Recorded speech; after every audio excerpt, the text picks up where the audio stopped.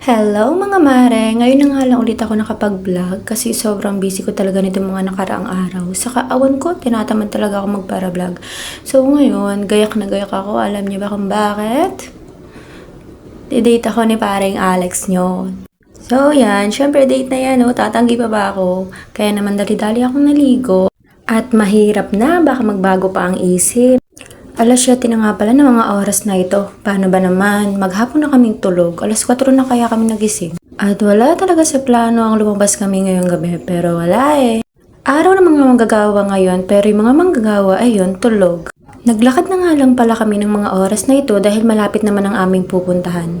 Nadaanan nga namin yung company na pinapasukan namin tapos dumiretso muna kami sa aming withdrawhan dahil alam na, pang date nga ni. Pero sa kasamaang palad, hindi kami naka-withdraw dahil walang laman. Oh my God, talaga namang may hadlang. Parang ayaw kaming ipag-date. Pero syempre, dahil gusto talaga naming mag-date, ayan, dumiretso na kami ng 7-Eleven. Kala nyo ha, marami pa dito ang bank na pwedeng pag-withdrawhan. And ayan, habang may pila pa yan, selfie-selfie muna kami guys. At pagkatapos nga namin mag-withdraw, nainis nga sa akin ang yung paring Alex. Paano ba naman? Dito ang inasal sa loob ng Walter, tapos dumiretso ako papalabas. Para bang gusto ko nang umuwi, ganun. At ayan, nandito na nga kami sa loob ng inasal. At syempre, pili-pili muna kung ano nga bang aming o-orderin. In-order nga pala namin isang only rice at isang hindi. Syempre guys, ako lang naman yung malakas kumain dito. Halata naman, di ba? At ayun, habang naghihintay nga kami ng aming order, ayun, nagchichismisan muna kaming dalawa kasi guys, pagpasok namin dito sa Walter, ang daming nagsusumba, may pa-color coding pa sila. Sayang lang at naka-yellow ako, hindi ako bilong sa kanila at naka-pink. Ay, ano, hindi ako na-inform. Sayang. At ayun, dumating na nga yung order namin. Tapos napag-isipan namin na magkamay na lang kaming dalawa kasi parang mas masarap kumain na nakakamay. Feel at home na nga. At syempre, hindi na nga namin pinatagal at amin ang pinupakan ng aming pagkain. Saktong-sakto dahil pag uwi namin, tutulog na lang kami. Alam nyo ba guys? Syempre hindi, di ba? So, ito na nga. Minsan lang talaga kami lumabas kapag may mga special occasion, yung mansary, anniversary, birthday.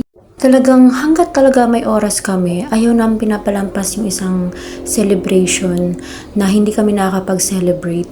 Kasi 'di ba, hindi mo naman masabi yung panahon, hindi mo alam kung kailan ka mawawalan or kung kailan ka magkakaroon, kaya hanggat meron pa or may natitira na pwede mong ipanggastos para ipang-celebrate sa mga gantong occasion, why not, diba? Sariling pera mo naman, so wala ka naman dapat ikatakot kasi hindi ka naman nangutang or anything. Saka gusto lang talaga namin na, alam mo yun, kapag sumasahod ka, yung parang nakakita mo na, ay, kaya ko nang bilhin yung mga gusto ko, kaya na namin kainin yung mga gusto namin. Hindi katulad noon na ako lang yung may work, siya nag-aaral. Hindi katulad noon na, as in, hindi pa talaga namin kaya. At saka yun nga, tulad ng sinabi niya sa akin, na bumabawi siya kasi noon nung ako yung may work, syempre nililibre ko siya ganyan. So ngayon, it's time dahil paras na kaming may trabaho, siya naman daw yung gagawin sa akin. O diba, ganun lang, bawi-bawi lang tayo pag may time.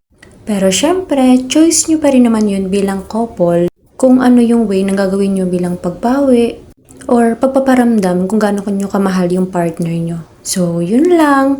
Hanggang sa muling vlog. Thank you!